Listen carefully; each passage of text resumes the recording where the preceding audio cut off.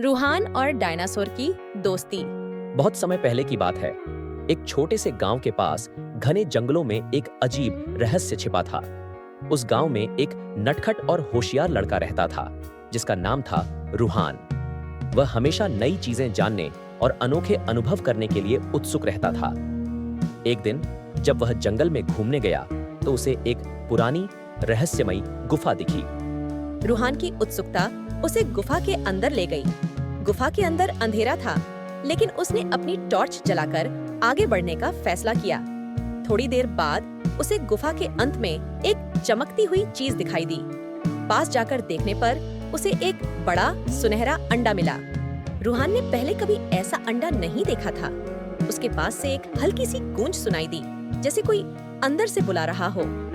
किसी तरह का डर महसूस न करते हुए रूहान ने उस अंडे को हल्के से छुआ। अचानक अंडा टूट गया और उसमें से निकला एक छोटा सा डायनासोर। वह हरे रंग का, गोल गोल आंखों वाला और नन्हे पैरों वाला डायनासोर था। वह देखकर रूहान चौंक गया, लेकिन डायनासोर ने कोई डरावनी हरकत नहीं की। वह तो बस रूहान की ओर देख रहा था, जैसे कि उसे अपना सबसे अच्छा दोस्त मिल गया हो। रूहान ने उस छोटे डायनासोर का नाम डायनासोर रखा। डायनासोर ने रूहान को अपने छोटे छोटे दांतों से हल्के से छूकर अपना प्यार जताया। दोनों ने तुरंत एक दूसरे को पसंद कर लिया और दोस्त बन गए। रूहान और डायनासोर ने बहुत समय साथ में बिताना शुरू किया।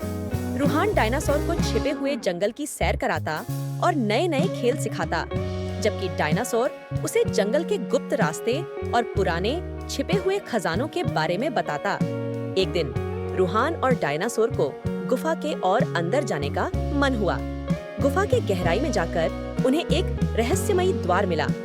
उस द्वार के अंदर जाने पर वे एक अद्भुत जगह पर पहुंच गए, जहां चारों ओर और भी डायनासोर थे। लेकिन ये डायनासोर अलग थे। वे उड़ सकते थे, पानी में तैर सकते थे और कुछ तो जादू भी कर सकते थे। डायनासोर ने रूहान को बताया कि यह जगह सिर्फ उन्हीं लोगों के लिए है जो सच्चे दोस्त होते हैं। यहाँ समय की कोई पाबंदी नहीं थी और दोनों ने यहाँ दिन रात मस्ती की। लेकिन एक दिन रूहान को अपने घर की याद आने लगी। डायनासोर ने उसकी उदासी को समझा और उसे वापस गांव ले जाने का फैसला किया। लेकिन डायनासोर ने वादा किया कि वह जब भी रूहान उसे याद करेगा, वह हमेशा उसके पास आ जाएगा। रूहान ने डायनासोर को अलविदा कहा और गुफा से बाहर आया। उस दिन के बाद रूहान ने अपने गांव में कई बच्चों को डायनासोर और उसकी अद्भुत जगह के बारे में कहानियां सुनाई, लेकिन कोई भी उसे नहीं मानता था।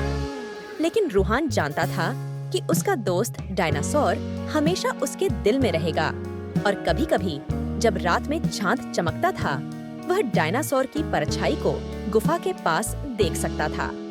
और इस तरह रूहान और डायनासोर की दोस्ती की कहानी हमेशा के लिए एक रहस्य बनकर रह गई। लेकिन वह रहस्य सिर्फ उन दोनों के लिए सबसे खास था।